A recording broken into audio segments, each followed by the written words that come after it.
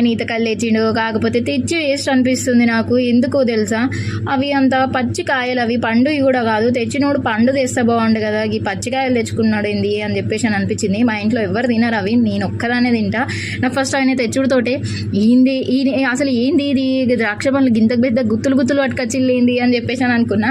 కానీ దగ్గరికి పోయి యూత తెలిసింది అవి ఈతకాయలు అని చెప్పేసి అని. మళ్ళీ లాస్ట్కి తినబుద్ధి అయింది, కానీ పచ్చికాయలు తింటే చేదు అంత గలీజ్గా ఉంది. కానీ అక్కడొకటి పండినవి ఉంటే తీసుకొని తిన్నా బాగున్నాయి. ఇవి నేను చెవిలోకి పెట్టుకొని చూస్తే భలే ఉన్నాయి తెలుసా. అసలు వీటిని ఎట్లా పండబెట్టాలో నాకు అర్థం కావట్లేదు. మీకు ఏమైనా తెలుసుంటే ఒకసారి చెప్పరా ప్లీజ్ కామెంట్ చేయండి.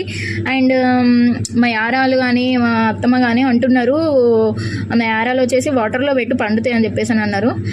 మా అత్తమ్మ వచ్చేసి గాలి సోకకుండా ఏదైనా డబ్బాలో స్టోర్ చేసి పెడితే పండుతాయి బిడ్డ తొందరగా అని చెప్పేసి అని అంటుంది. కానీ ఇవి ఎట్లా చేయాలో నాకు అర్థం కావట్లేదు.